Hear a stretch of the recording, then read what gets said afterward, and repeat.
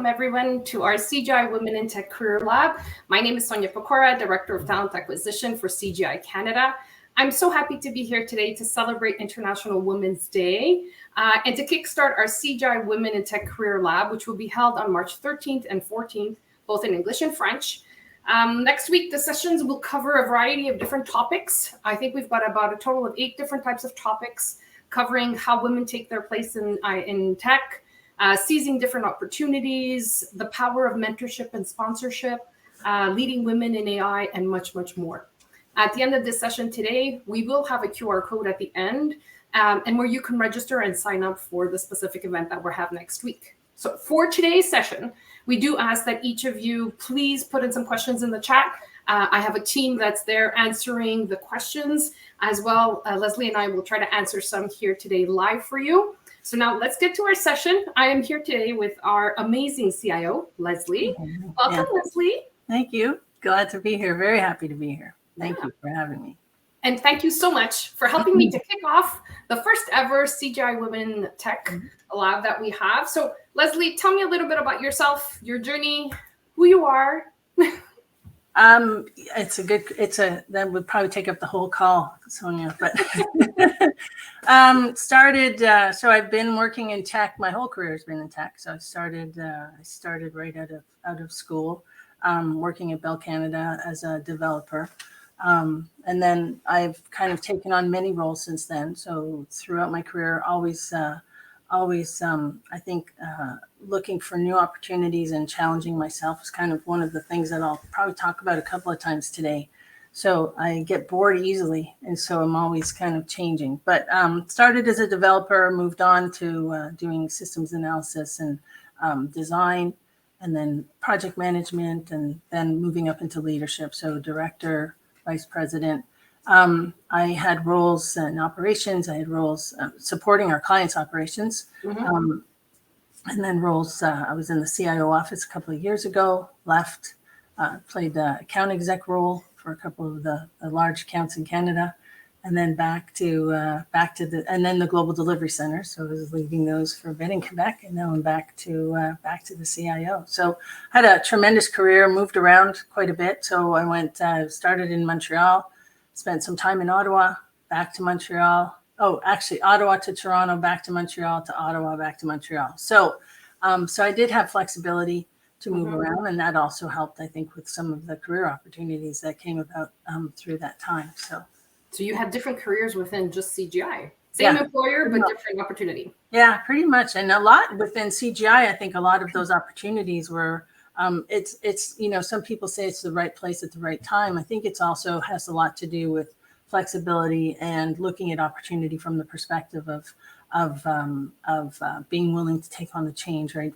Being excited about change or looking forward to change. And then, of course, the company is very supportive when you do need to move or want to move, because I had a family. And so one of those moves was instigated because of my husband moving, had an opportunity. So, came back, looked at it internally, and it was going to work out for me to also move to Ottawa at that time. So, yeah, so those things, they're not easy because there's a lot of coordination and they don't just fall in your lap, but yeah, the possibilities are definitely there. So. Great. So I'm excited about getting into some questions that we prepared, but as well, we have about 560 people so far attending. So please, I urge you all, if you have any questions, to go ahead and ask, but I'll start with a good one. From your journey, what advice would you give women who are aspiring to break into the tech? And what did you face? What barriers did you face along the way? It's very different, right? I think over time, it's changed so much. If I go back to when I started, it's a lot of years ago, and I won't tell you how many, but it's a lot of years. So, I started as a COBOL programmer. So just to give you an indication for those of you on the phone. We still look for cobots, by the way. I know it's a hot skill. It's a hot skill. It's a backup plan that I have is to go back and do some COBOL. Isn't that remarkable that we still have COBOL? I guess the advice that I would give, is that what the question was? The advice that I would give someone starting off in the tech field. Don't get too locked into any one thing. I think the environment is changing and technology is just changing at such a fast, rapid pace. Years ago, we used to call, a person year, and then they go, well, now a person year in IT is 9 months, and now a person year in IT is 6 months, and we saw those kind of technological advancements, and we were able to do things faster. Now it's changing so rapidly, and so don't put your feet in concrete on anything. Would be my recommendation. Try and find something that brings you joy. Would be obviously no matter what you're doing, whether it's in tech or anything else, but be open to change and be open to continually learning, so that you're helping yourself drive your career. You're setting your own direction, and you're navigating your own career as you go through. So obviously, that's not a very simple exercise to do. You don't just sit there and say, tomorrow I'm going to start, and I'll now work in AI, or I'll now be a data scientist, or I'll now be.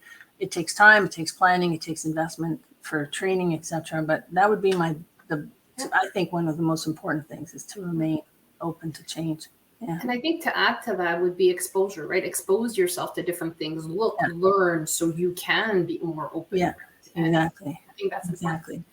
Because I think, I was on the call you were on this morning with Marie-Claude for the French session, and she was mentioning that 85%, like if we look forward from today, so in the very near future, 85% of the jobs of the future aren't even defined today. They're not. We don't know what it is. And so it's difficult to say, well, this is what I think you should do. Here's the 3 things you should do to get to solidify and advance your career in tech.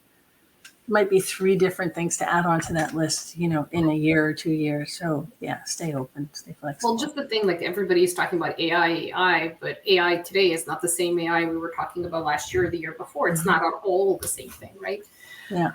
So one question that I think a lot of women have is, in your career, were you ever treated differently because you were a woman? There was one time. So I would say in general, I have been fortunate, and I'll tell you why I think that is. It's because I think that what we need to do as women is focus first and foremost on doing a good job, on excelling at what we do.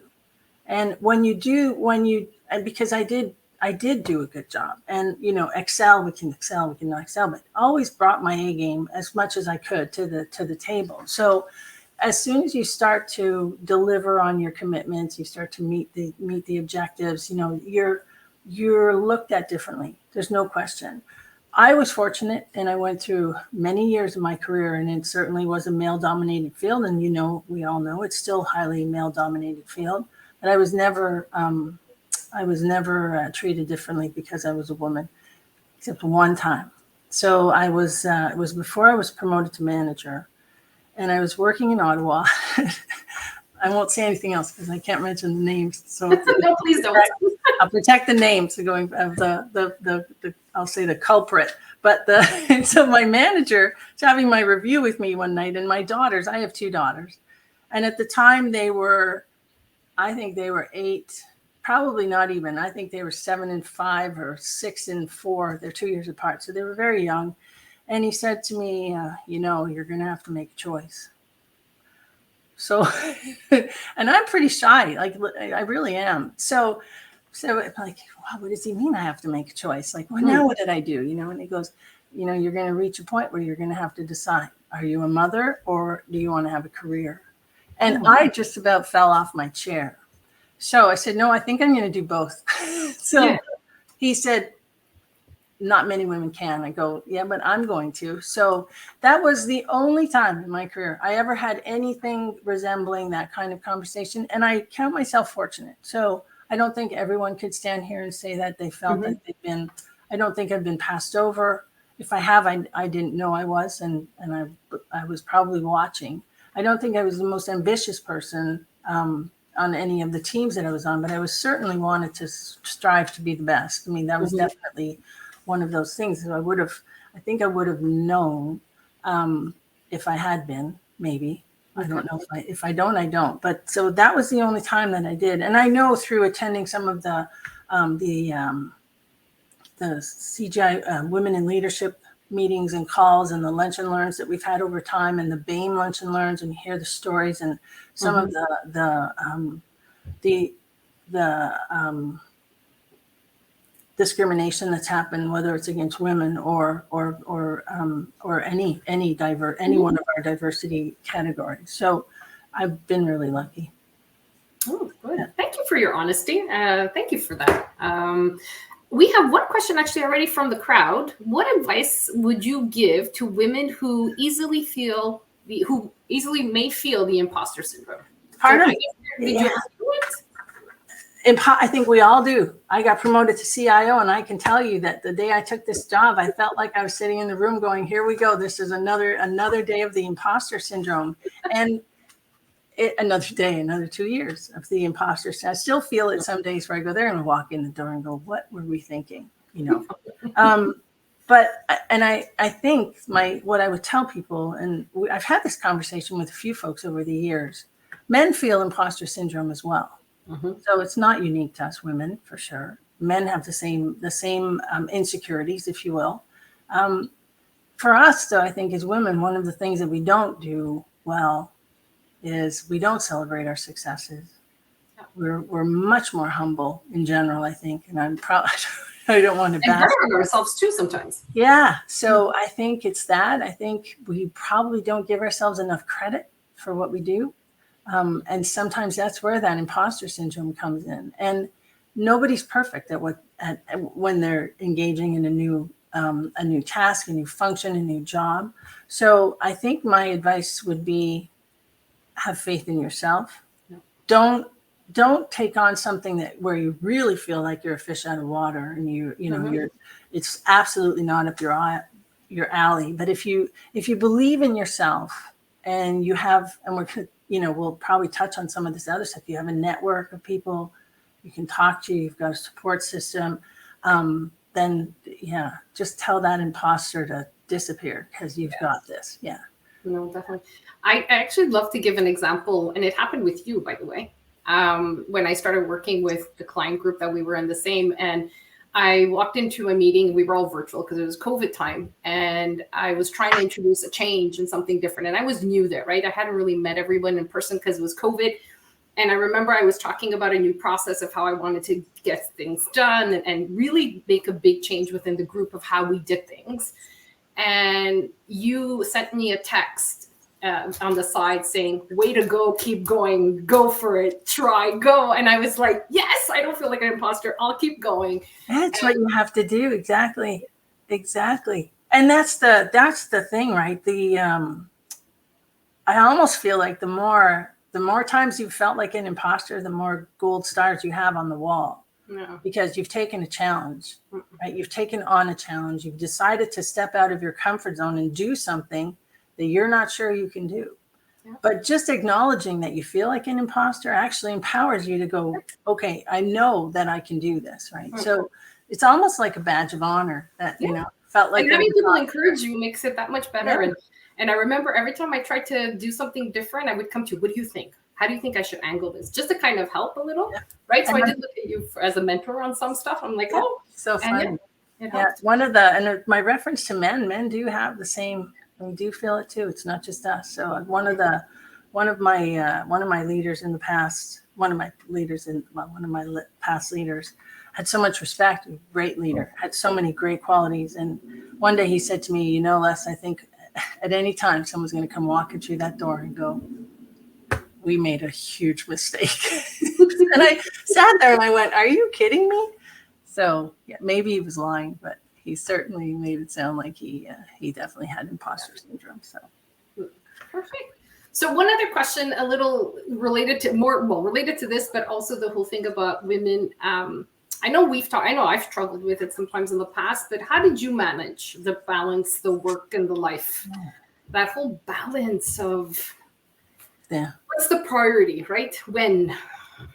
Well, and now it's easy for me because my children are grown. But I did start in a time when they weren't, and I was traveling for business. And so I think it's definitely possible. Yeah. You need help. So hopefully if you're in a relationship where you do have children, you have a partner that's helping you. And if you don't, then you have support system other than that. But even with a partner, you still need an extended support system, right? You need to also identify what things you can't do, right? You can't and maybe I'm not saying that right, but you can't do it all. And so how do you balance, how do you identify the things that you need to keep for yourself to do and the things that someone else can help you to get done? Yeah. And what ends up, if anything, really falling off. And I think if you don't get too kind of caught up in it, you're able to do this. You will be able to do it. You'll be able to get to the baseball games and the hockey games and deliver on your deliverables. In the tech field, and it's the only field I know, so I'm not sure about the others, but we have peaks and valleys also, right? So we have times where you're going to have to work a weekend, you're going to have to work overtime during the week, and then you may have that for a couple of weeks, and then you're going to have a little bit of a lull where it's going to be a lot more level. So the flexibility in how you plan your events and activities also with family and stuff, I think that's something you get used to and you start to plan around those peaks and valleys. Because to assume that we can flatline this on a, in tech, we work 8 hours a day, every day, 5 days a week, and that's what it is. That's not how it works. So, yeah. So I think that's one of the things is to try and remain open, also to adjusting to that curve, I guess. And I think also being honest, right, with your leader and your team, and being able to even find some support within your team. Oh yeah, right. Yeah, absolutely. Great point. I didn't go on that side, but totally. Yeah, totally. I tell my team all the time, family, yes, I understand. Let's do it. Let's organize. But as long as I know, right? Yeah. And sometimes last minute does happen as well. But let's work around it. Let's see what we can do and how we can work together to make sure we can get to the goal or to what we need to do. Because we're all the same. Like to a certain degree, we're all the same. We all have something that we're trying to accomplish, outside of the office for sure. So if we can support each other internally to do that, then that's huge help. Good point. I should have said that for sure. No, it's a partnership. Yeah, there we go. We're collaborating. There you go. Another question. How do you identify, how did you identify and seize career opportunities? And can you share some specific instances where you took the chance? So, and I'll be totally, I guess, transparent. I don't know, honest. I'm so far been honest the whole time, so I'm not going to change that. But when people say that, let me be honest. I'm thinking, what happened in the past 3 sentences? We're going to turn on the honest button now. Okay, so let me be transparent. I think that a lot of times, several times, it's not so much a tech thing, but certainly from a leadership thing. As working for my manager, I would watch what the manager was doing, and I'm very influenced, and I learn a lot by watching people. I learn a lot in meetings. I'm always watching how people handle situations, how they handle questions, how they handle issues, right? Risks. And sometimes, depending on the situations you're in, you can learn a lot just by observing how leaders, how they collaborate together, how they don't, right? You learn the good and the bad. And I think seizing opportunities for me, part of it was, I think I can do that job. Because I certainly didn't start out, saying I'm going to be the CIO one day. I did not. That was not on my list. Did not start out that way. So, but over time, you kind of go, I can do his job. Right. And I could do that better.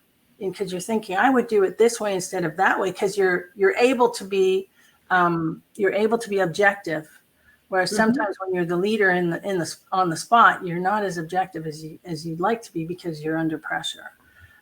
So that was one thing I found that helped, because I think as I went up in leadership and from a developer to a manager to a director to a VP, each time I can remember going through that thought process, I never thought I could be a VP, but I could do that. So it's, I think, being open and looking from a leadership perspective, that's one thing. From a tech perspective, it's really just staying current and looking at the things that are happening. Pivoting, I think, is something that and people do quite often in the tech field, right? You pivot from one skill to another. You pivot from a technology to another technology. You take on a new role, a new scope. There's so many dimensions within this tech umbrella of what you can and can't do. I think that's part of the opportunity would be that, to stay open, to pivot, and to keep on making sure you're giving yourself enough credit And I repeat that a lot because just in general, we're not good at it. Women are not good at it. So give yourself credit for what you know and for your skills and strengths. The best example I have of that is it was a pivotal moment. I'm reusing the word pivotal moment in my career, but we were in Bell Sigma, so it was before we were acquired by CGI, and we had just created this project management as a role was really just starting to be defined. The PMI Institute, or the Project Management Institute, had just been created. They had a magazine called PMI, and so in Bell Sigma we had enrolled for a subscription. So there was a whole bunch of us, because it's a company of about 3,800 people, and there was a bunch of us on the list for the PMI subscription. So I was learning about project management, and this big project came up for Bell, huge project. And so Eva Maglis, some of you will know her. She was a female, very strong female leader in CGI when we got acquired after that for many, many years. She was a CIO at one point as well. But she had a client in Bell, and they were looking for a project manager for this quite complex cross-functional project. So they went to I don't think they realized it was a magazine subscription list, but that's where they went. They got the list of the project managers in CGI, which was this list of the subscriptions. And they called and they said, we're pulling you out of your job and we're putting you over here on this project. And it's like, I've never managed a project in my life. So, but I've read the magazines. So I can do this. So that was it. That was the start of my project management kind of tangent, which I really pretty much stayed on for a long time, because it is a big part of where I went after that. But yeah, and no tools, reading the magazines, trying to figure out how do you pull all of this together, cross-functional. So that was another, oh my God, they're going to come through the door and go, what? Wait, you were just subscribed to the magazine? So there's a major imposter syndrome thing going on for that one too. But I didn't say no, right? So if I look back in time, and believe me, for me to sit here and give myself credit, it's a big thing. We just don't. But that was a good move. It was a smart move. Yeah. Tough job. It was a tough job, but yeah. It was a good risk. It was a good risk. It paid off. So we have another question here. Let's see. What advice will you give someone that would make them stand out when looking for an opportunity for either an entry or mid-level position in tech? Yeah, would make them stand out. I think it's experience at that point, from that perspective. So how you bring your experience into show your value, right? So it's not just, if we're looking at CVs or we're looking at candidates, we're not just comparing the words. It's not just about, I've got 5 years, I have this degree, I have this specialization, I'm certified Microsoft, I'm this and that. So, you take all the words and put them there, but how do you put your value proposition behind that? It's the same as we do when we're putting together proposals for clients. If you look at what the client's asking for, all the companies come in with the same, I'm meeting all 10 of the requirements, but we win by explaining what our value is, right? We take a long time to try and figure out how do we wrap our experience, the value, our other customers, put all of that together behind. It sounds a little complicated. I'm not trying to make it into like you're doing an RFP, but I think it's that. It's how do you show that dimension of yourself? How do you put forward that dimension of yourself? So, even your break, whatever the break was, whether it's a break for family, a break for, you did something else, went into a different field, and now you're coming back, that adds value to you. It adds value to what you can bring to the table in any example. So actually, that's the next question that we got from the crowd. What advice would you recommend you would offer to someone taking a break? I had read it, so I was mixing up the two, but it's kind of the same thing, right? So you take a break, and now you're ready to re-enter. So I was mixing it up with the other one. Oh, no, it's okay. But it's the same thing. Yeah. You're right. It's kind of the same thing. Yeah. Both times you want to do your value proposition, because whether you're looking for a mid or entry level, right? Let's say you're one of 20 applying for the job, you're one of 5 applying for the job. What makes you different is all of that. And it's the same for the second question. You're right. The person on break. Yeah. And also making sure you're demonstrating and bringing the value of your past experiences, even though it's not in the same field. So how do you find the relatability related to it, right? Yeah. And And then ask someone for help with that, right? Like I'm Yes. sure as a recruiter, right? You can't, if you're just looking at it from your box, you see yourself as very one-dimensional. But perhaps somebody else looking at your qualifications and your experience would be able to help you to formulate it into, nice, yeah. Definitely. And finding the value add, right? What's the value that you will add to that role, and demonstrating that to whoever you're meeting with, I think is very, very important. Definitely. Okay, another question. Can you talk about a mentor or sponsor you had profound impact on your career, and how did they help you navigate through your career path? Yeah. I had a lot of mentors, but not formal mentors. So the idea of having a formal mentor program is fairly new, and I don't think I've even ever had a formal mentor. So I've had a coach. So we were lucky enough in one of the organizations I was in, we had external coaching. That was great because it opened my eyes to the possibility of and to understanding the value of having someone else to talk to. But I think when I look back, even though I didn't have formal mentors, as I mentioned earlier, I'm always watching people. And I learned so much from leaders that I was working with and around.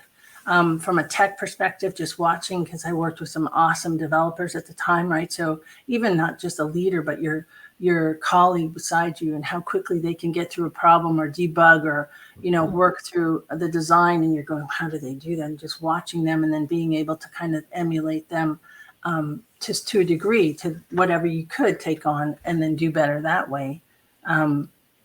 Wasn't the same though from a growth perspective on the technical side. I think watching the leaders that I had around me I had an awesome list of people that I had the opportunity to work for. So I think that helped.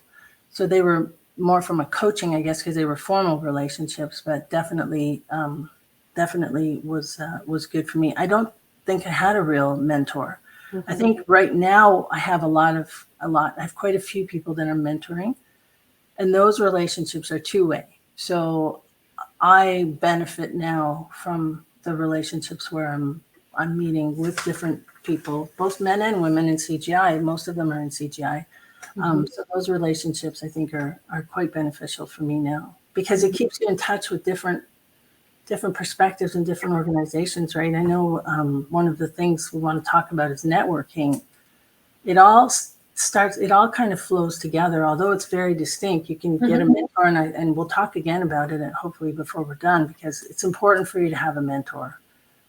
But the mentor has to be someone that you can talk to. Yeah. It has to work. It has to be a two-way relationship. It has to have trust, because if you can't say what you want to say, how you want to say it, you're just going to be wasting time. Yeah. So you need to be able to establish trust. You need to have a rapport where you can just talk. It can't be too structured. At least for me, it can't, because then because of schedules, you'll end up failing, right? It won't work. And you have to be also okay to hear sometimes what you don't want to hear, right? Because the mentor has to be able to be open and honest with you the way you are with them. Yeah. So if they do give you advice and you don't agree, if you don't do it, it's fine. But if you get upset about it, then you're like, well, no, you have to be able to take it. Yeah.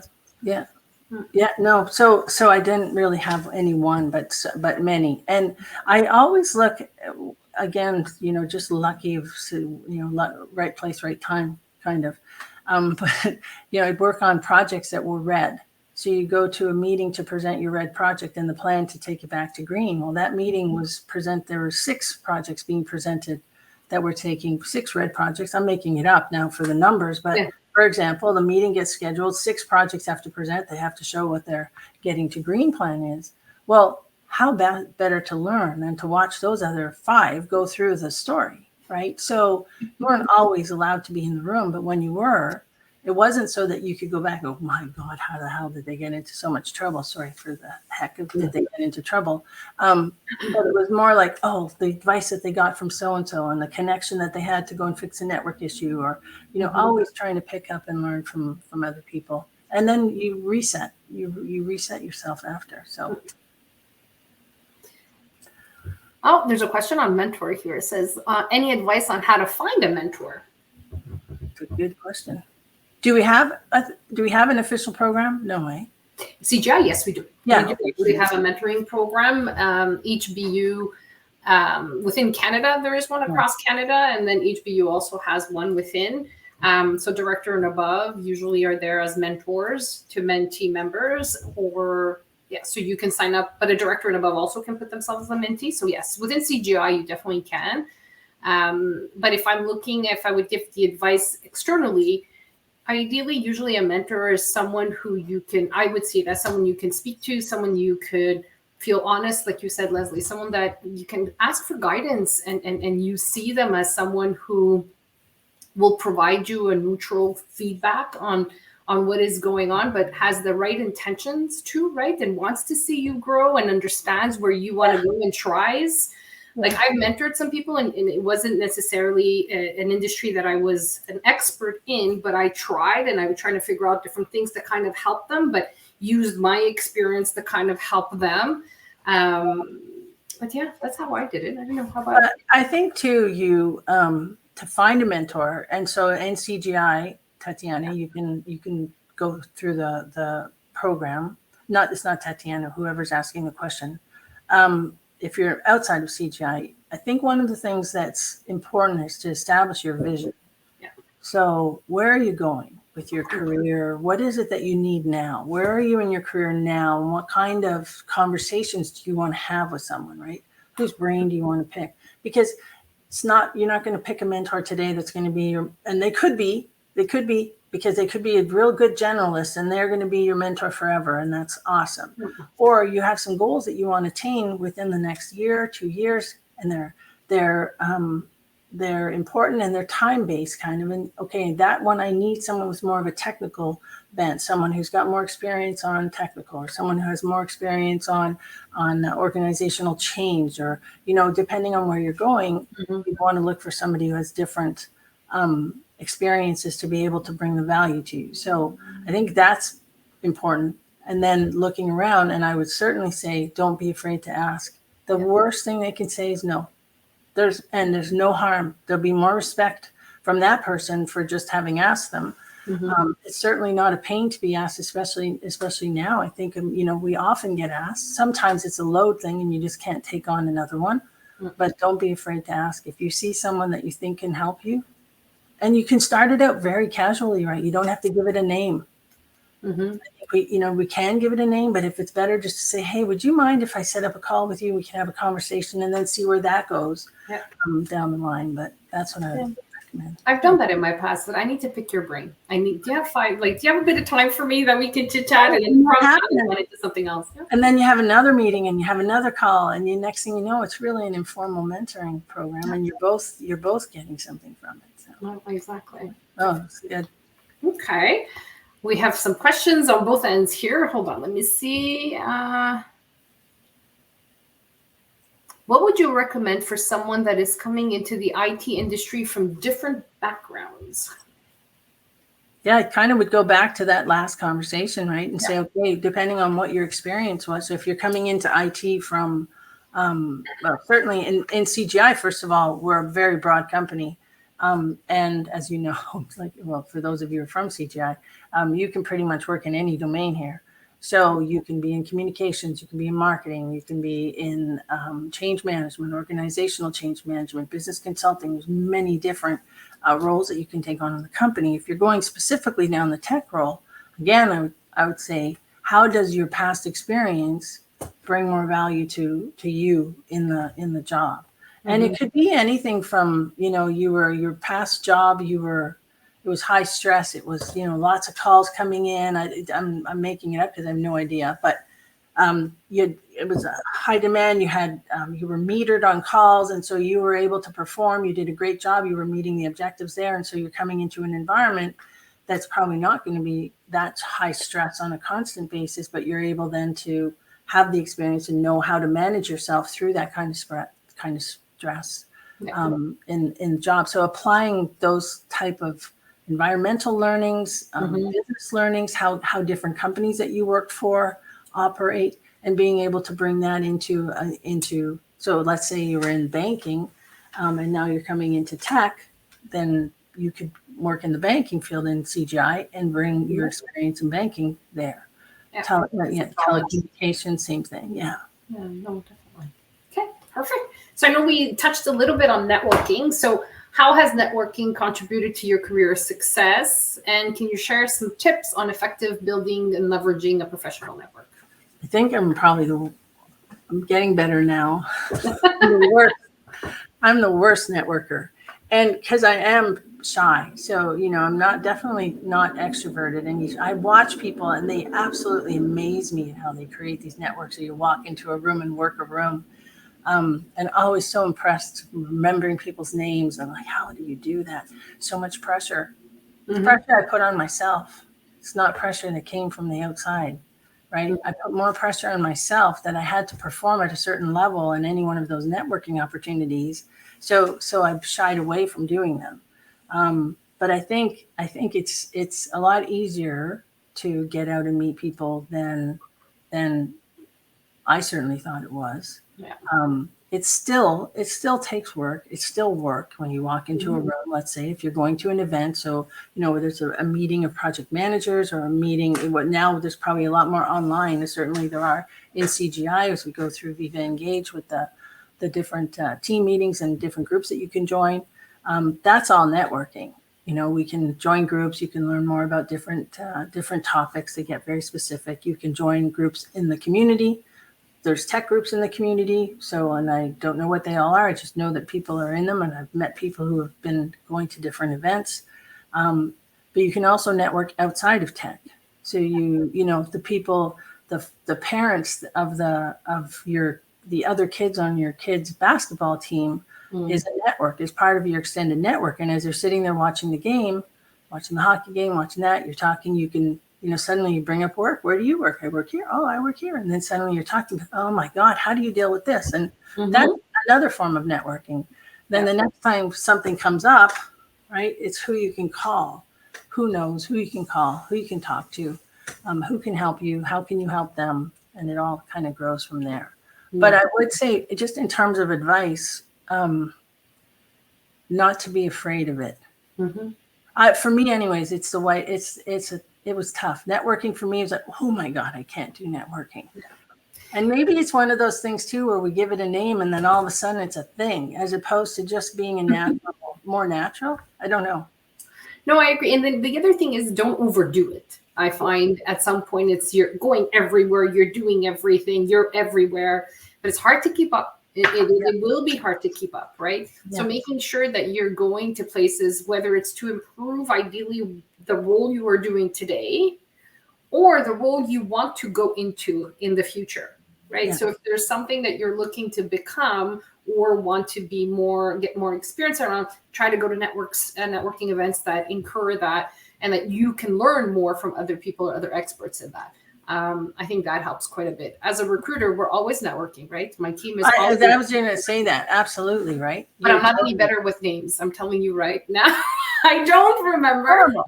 I'm just horrible with that. I can remember phone numbers, and now we don't even get to do that anymore. No. These I remember faces. I cannot remember everyone's name. And my husband and I have this thing that when we go somewhere and someone says, hey, Sonia, how are you? And if I don't introduce, he says, hi, so he knows that I forgot the name. Good. Yeah, that's so good. But those are the tricks, right? And we have to teach each other those tricks, because instead of feeling bad, right?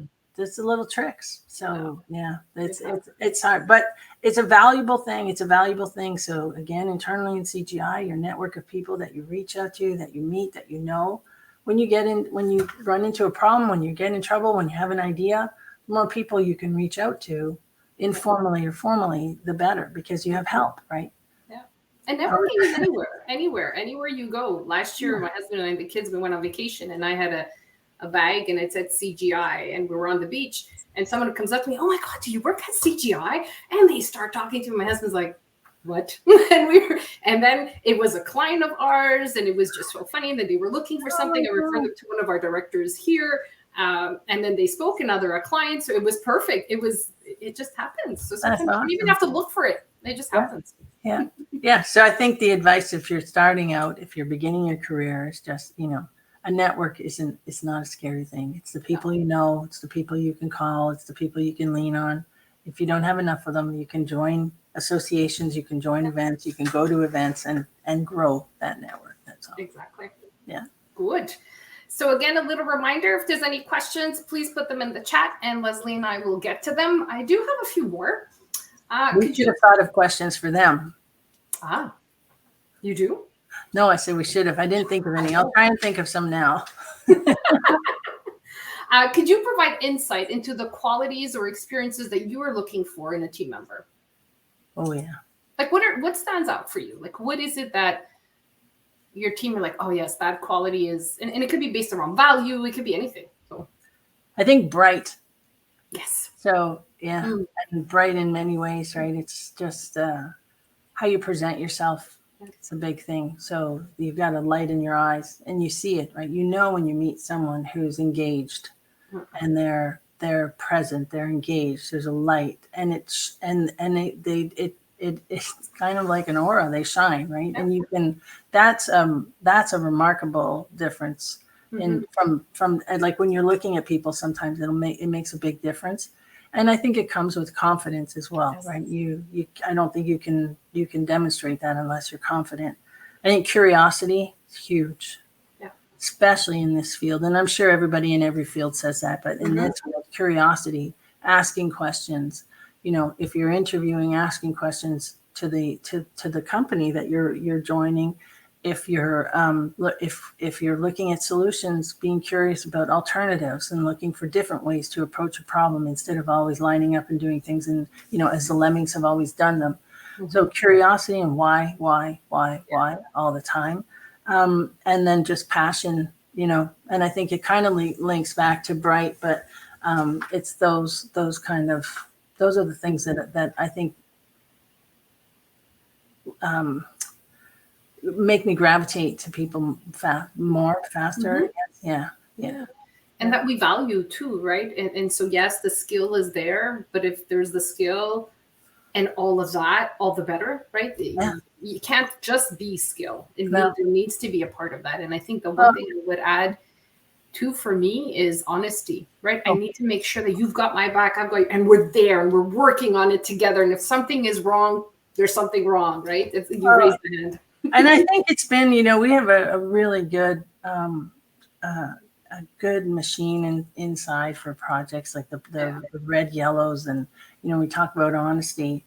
It's important to declare things when they happen and to be open. And then you'll have the power of 92,000 people behind you to fix it. Right. But if you don't, if you conceal or you hide and you're protecting, because you're not doing it maliciously, no one ever does anything for the wrong reason. There's just sometimes a better way to do it. The better way is to declare and be honest. Or if there's a mistake you made, be honest, right? I think we're pretty forgiving and create a safe environment. We created, I'm hoping that we do. It's probably could use work in some places, but hope that we do a pretty good job of it, because that's the intention, is to create that safe environment. So honesty is huge. Yeah, honesty is huge for sure. Yeah, and it defines the person's character, right? It kind of, if the honesty is there, the passion is there, the eagerness is there, the passion is there. If there's some skills that are missing, they can learn it. All of that is just going to help them. Yeah, because exactly. Yeah, exactly. And then being like, because I think it goes, kind of connecting a few of the dots here, but back to imposter syndrome, and you don't have to have 100% of the requirement. You can have 89 and say I've got 89, but you're so confident in this 11%, which is XYZ, I'm going to go and get help to help me do that. And identifying it, right? Being honest about it with yourself first, because that obviously it starts there, but being honest about it first allows you then to say, okay, I'm going to go to my network, or I'm going to ask someone who can help me to go into their network and get me help on that. or you add people also on your team, right? Like you as our CIO, right? You've got a team of experts that make sure you get this job done when needs to get done. There's no way that you're able to do each one, right? That's why you have the experts around and you're well surrounded by everyone. And that's how I see myself, my team as well, is I'm not an expert in everything, but I've got my team members, and I've hired specifically to have team members that can help me in the things that I'm not perfect at, right? And that we can make sure that we can deliver what we need to deliver. Yeah, it's cool. Perfect. Another question. What initiatives do you think are most critical for supporting the advancing of women in IT? Ooh, that's a good one. Events like this, I would say definitely, is one of the things that CGI is trying to do more and more to really expose women to IT, but also starting early on. I know you were involved quite a bit in the STEM program as well, where we're trying to get kids at the early age in school, but I'll let you. But I think that's where I was going to go. It starts with STEM. I think it starts way back when they're young, and you go in with the robots and you get them excited. There's a book. What's it called? I'll look it up and put it in the chat if you give me a second in a few minutes. But I'll tell you the story of this little book. So this guy who worked at Crayola, and he was like the vice president of creativity at Crayola. I don't know what his title was, but something. He wrote this book, and he went to tour elementary schools. He went into the kindergartens and he asked them, how many of you are artists? And every child in kindergarten put up their hand and said, I'm an artist, I'm an artist, I'm an artist. And then they talked and they played and they colored, and off he went to grade 2. He went to grade 2 and he said, how many of you are artists? And this time only about 80% of the kids put up their hand. The other 20 weren't artists anymore. And by the time he got up to the 6th grade, there were only 3 people that put up their hand. And so how I link that back to STEM is that if we go into those classes and we let those children, male and female, but the girls are there, play with the robots, and we do it continually, then they're going to be artists, and they'll end up having a better chance of being interested in tech, being interested in creativity, being interested in, because that's what it is, right? Tech is about creativity, and it is about applying engineering and understanding, but it's all you're always creating something. You're creating a program, you're creating a solution, you're creating something. And so I think it kind of ties back to there. So I think STEM program is important. I think in terms of an event, I think a woman supporting another woman, in tech, being there, being the sounding board, being the mentor, being the coach, being somebody to just stand beside them. I think that's an important event, and we all need to do it. We all need to support each other. We all need to support the young women who are coming up, to help them to be strong and not feel like they're imposters at any time. So. All of these events are important. So I think we do a great job. I think Les Essentiels and some of the other across Canada, some of the other women in leadership programs are also good and helpful for sure. Yeah, good. Okay. Oh, we got a question. With the rise of AI and it replacing certain processes, what would you recommend we turn our focus to as women in tech, and where should we expand our skills? Well, AI would be one. And certainly, if you look, I think you kind of answered the question in the first part of it. Absolutely, that's an area to get into. AI is getting a lot of press. So we've been doing AI, around the world. AI has been in place for a very long time. But it's certainly within the last now year and a half or so has taken on a whole new level of speed and visibility and aware and talk. I'll say talk in the news and stuff. It's really just beginning. So there's so much more to do. And when you break AI down, there's so many different elements of AI. You can look into it and figure out, well, I'm going to go and specialize in this, or I'm going to specialize in that. So I think that would be one of my recommendations is take a look at it, take a course, read up on what AI is and see if there's any elements of it that interest you, and then start learning about it. Yeah, because that's for sure there's going to be work everywhere, but AI is a definite fun place to to dig into if you're looking for something new to do, for sure. And I say AI, AI is it's like saying tech, it's a very broad category. So yeah. Just like security, right? Security is exactly.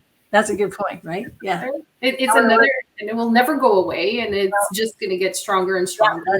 Yeah, absolutely. That's a good place to go to. Security, AI. It's inevitable.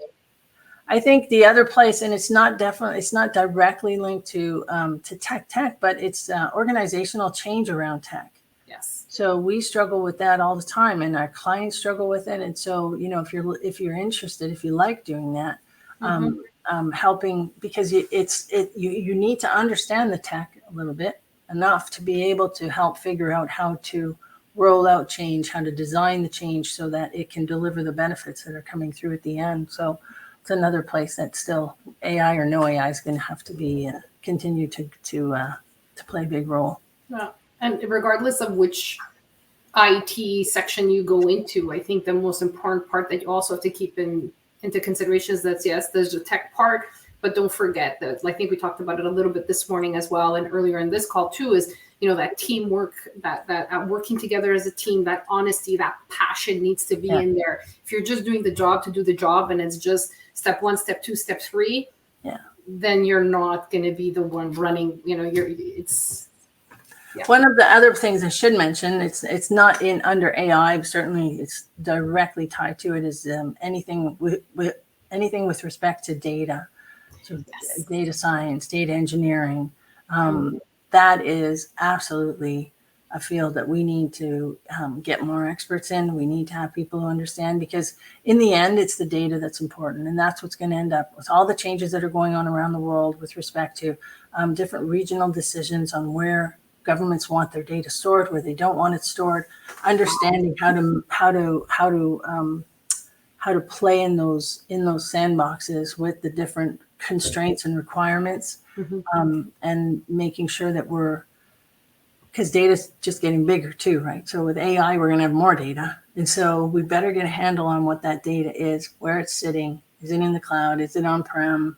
Is it in this country? Is it there? Where is it? And how are we able to reach out, grab it, and use it, and drive the value that the data is supposed to. So, with the complexities of the law, right? So that's at the beginning, yeah. So when you deal with all that, but definitely data science, data mining, data engineering, huge need for more of that. Yeah. No, definitely. Leslie, thank you so much. Honestly, I really, really appreciated this. Was there anything else you wanted to ask or wanted to? No, I think I do. I'll so I don't have anything to ask, but I'll leave, I guess, just a few points. We talked about them probably too much, too many times maybe, but find your voice would be my, you don't have to be the expert of all things, but as you're starting to make your place and to kind of set your ground, figure out what you want your voice to be at any given time. You don't have to be the expert on every subject. You don't have to talk to every subject, but pick one that's going to make that you can get into, that you can engage with, and that you can feel passionate about. Don't be afraid. So easier said than done, I know that, but don't be afraid to take a risk. Talk to people before you do it, but don't be afraid. Do your very best. Excel at what you're doing and deliver what you want, at what's being asked of you, so that you're always there for consideration, right? That's important. Be open to learning all the time, and take a bow and take credit for your success. So make sure that you recognize your success, and then make sure others do too, but start with yourself first. Yeah. Appreciate yourself, right? We need to appreciate yourself. Celebrate yourself. Yeah. Not always with champagne, but every once in a while, that's good too. That's good too. So thank you so much, Leslie. Thank you, Sonia. Thank you so much. And I hope everybody today enjoyed this session.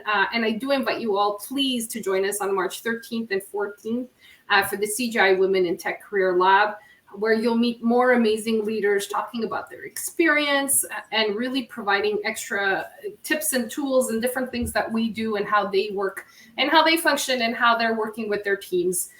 So I look forward to all of you, please, participating to that. There'll be a QR code at the end of this conversation where you can click on it and register for the event on the 13th and 14th.